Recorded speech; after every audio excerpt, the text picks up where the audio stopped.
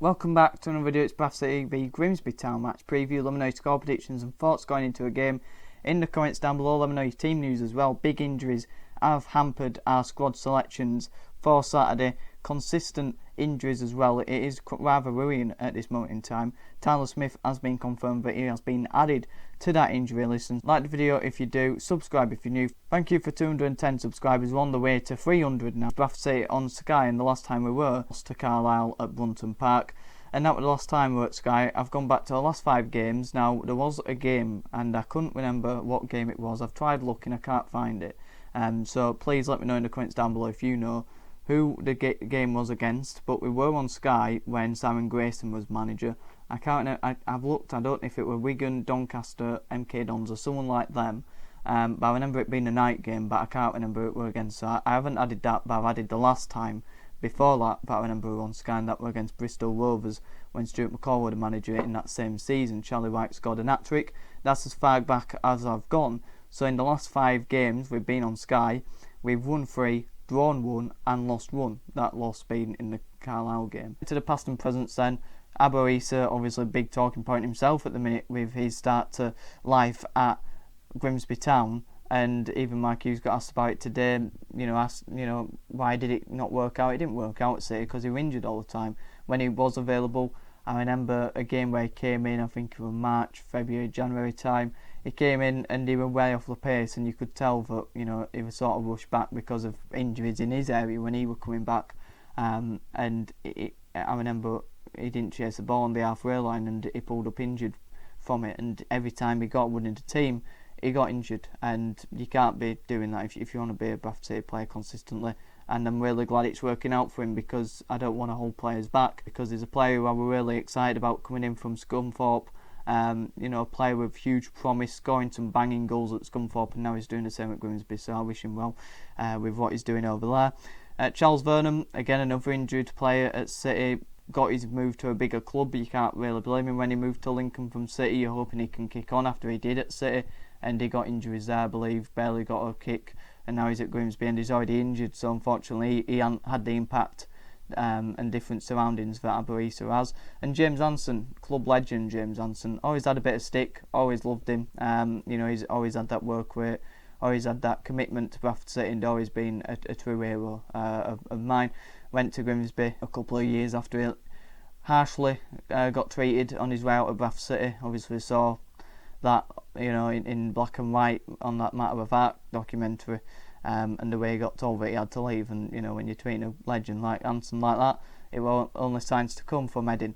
Key players for Grimsby, I've already mentioned Abo Issa. The only thing I would say about him to add to that is he has got 4 goals in his first 6 games at Grimsby Town.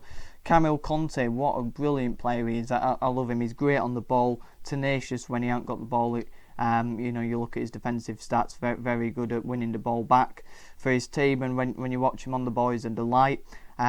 He's been a fantastic addition. I think he came from Gateshead, but he's from Middlesbrough on loan and did a fantastic at Gateshead in the National League last season. So massive fan of his. And Jake Eastwood, that third spot for key player could have gone to anyone. I'm looking at Ivy Rogers, the other centre back who's just come into a team. I forgot his name. He's only played 3 games, but he's come in and had a good impact on the team. You look all around Grimsby's side, and they've got a very solid team, which I think will be knocking on the door for playoffs. But I've gone with Jake Eastwood, 21 saves so far this League 2 season, being a very busy keeper and stood up to that fantastically well. So what can we expect from this Grimsby side? When I see a Paul Hurst side, I expect them to be encouraged to play out from the back.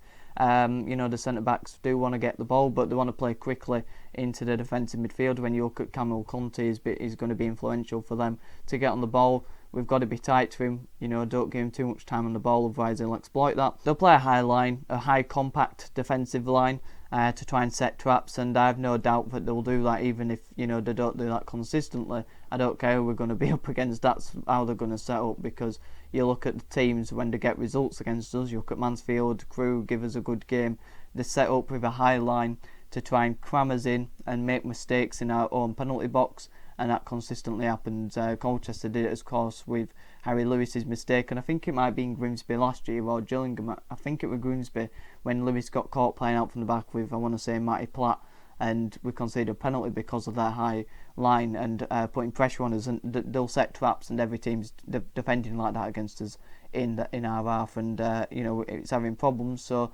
when I get into my team, I'll be going through that. But the main thing is those centre backs have to play quickly. They can't be taking 2, 3, 4 leisurely touches and be knocking it back to a keeper. We've got to be urgent in this game, otherwise Grimsby will be up for it much more than us, and they bring a lot of fans as well. That can be something else we can expect. They had a great cup run, fans were instrumental to that, and they always bring a lot, and one of the better fan bases in the AFL, and definitely in this league as well. Into a referee then, Sam Perkis, Bradford City, he's only had 5 games, we've won 1, drawn 3 and lost 1. He's dished 13 yellow cards out and no reds to date. Against us, against Grimsby though, this is where it gets a bit interesting. 3 games, no wins, 1 drawn, 2 defeats. So Grimsby have not won a game under Perkis. He's also dished out 8 yellows to Grimsby in those games and 1 red card. So not the best of time they've had under Mr Perkins. In terms of League 2 as a whole then, 49 games refereed and 6 red cards. In terms of League 1, who has had more experience at, refereed 52 League 1 games with 12 red cards. So quite an experienced referee, just not against Bradford City or Grimsby. Into Paul Hurst, he's had a fantastic spell at Grimsby over his time. It's his second spell, and in the 2 separate spells he's got them promoted from the National League. Obviously had that fantastic cup run last season. I think they beat Southampton, end up losing to Brighton. They had a great one, whether or not. I think they beat Luton in that spell. Both those promotions at Grimsby were through the playoffs, and his Ipswich spell, which he'll probably be more famous for after Mick McCarthy left in the summer of 2018, I want to say, 2017. He took over from Shrewsbury Town and it didn't go so well, getting sacked in October, and I think he was the quickest sacking in Ipswich history, or he was at the time. I don't know if he got overtook in that, so didn't have the best time in it there, and I think he's matured from that spell, and he's rebuilding his career very well at Grimsby Town. Into head-to-heads then, we played 65 games against Grimsby Town, won 30 of those, drawn 17 and lost 18. The last 5 results being then in the 1st of April, it was a 3-2 win, and I do think it was that mistake that Lewis made. A couple of bad goals were given away, but a very entertaining game on April Fools. That were a 3-2 win. We drew 0-0, we won 1-0, we won 2-1, and we drew 1-1 on the 8th of February 2020. Was that Stuart McCall's first game in charge before lockdown? I think it might have been. But let me tell you this might get you a bit excited. We have not lost against Grimsby Town since 1998, and that was in League Division 1, which probably were the championship, judging by us getting promoted that season.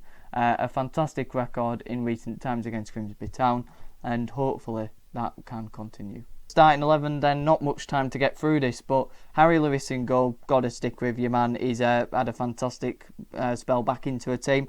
Platt, Mr Consistent. I did a community poll on the best centre-back at the football club at the minute. The results were Timmy Odesina 0%, John Tompkinson 0%, Kieran Kelly 0%. I didn't include Ash Taylor because he's not really going to get any votes unless someone's joking. No offence to Ash, but Sam Stubbs got a whopping 89% of a vote from 9 voters. If you haven't voted, make sure you do. And Matty Platt got 11% of the vote. But right centre-back for me is Matty Platt. John Tompkinson doesn't make the team, however, to 82% of you said it will be a good loan deal.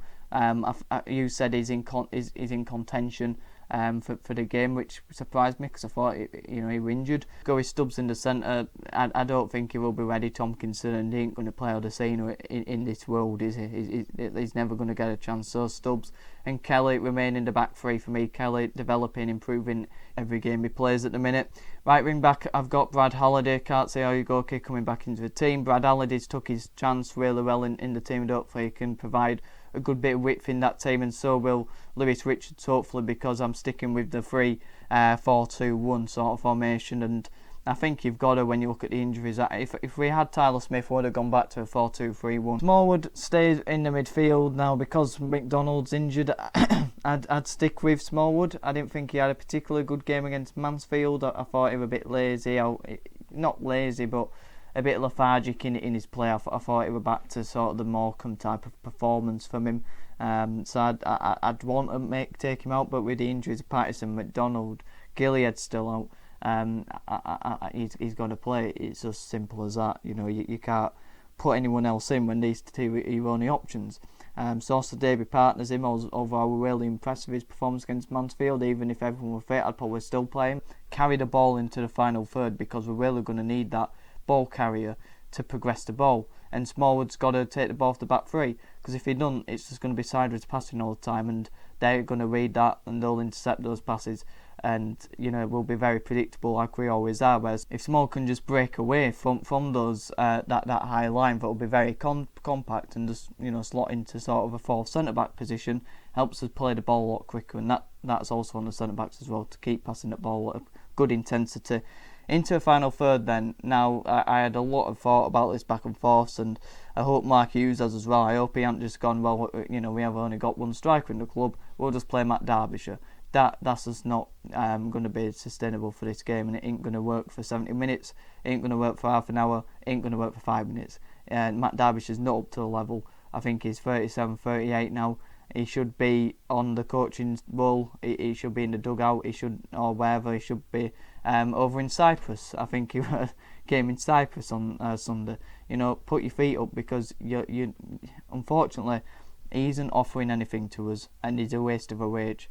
Unfortunately, I'd love him to go and prove me wrong, but I can't. I don't know what he offers us. I think he's probably a good poacher to look up front. I think he's the most accustomed to that role out of the wingers we've got available. He'll be playing as a false nine, but I think he's got pace to give us an option in behind. This front three's got to be like Niagara Falls. It's got to be fluid, it's got to keep flowing, and they've got to be interchangeable. They've got to be able to transition. They've got to be able to link up well. They've got to use the space, got to have good movement, and I think that these complement each other really well. So hopefully Hughes does start with them, and even mention the two behind Tulloch. It is Wilson and Poynton. Of course it's Bobby Poynton, he's got to start. I can't see a world raid. I can't, it's Mark Hughes, but I honestly, if you've got any sense, you've got to start Bobby Poynton. He is everything we want, he is everything we need. You look at the game on Saturday, Odraz unavailable, he's in Kenya. Jamie Walker is too rigid to play in a front three like this. It's got to be able to flow and interchange, like I've said. You can't play this sort of a front three with one rigid player, because it just completely breaks it down and becomes dysfunctional. And Wilson on the other side, I wanted a right foot, and I'm sure Wilson's left footed, I'm sure Foker's left footed. He's exciting, he's our player, there's no point signing him if you're not going to give him a chance. One on the bench on Saturday won't play, but I want to see him given a chance, and I do think that it could be a very exciting player to give him his debut on Saturday. Let me know your thoughts in the comments down below, your score predictions, your lineups. I'm going to go with a 1-1 draw. I want to say City win, but it's on Sky. These two teams have drawn a lot in the last few years, although a good record against Grimsby, and I'd probably take a draw in the context of the injuries, in the context of keeping our home form, unbeaten. But we've got to go for them, and hopefully come with a way to break this team down, because they're going to come to take a point, aren't they, really? But let me know your thoughts in the comments down below. Like the video if you did, subscribe if you're new. Have a good one.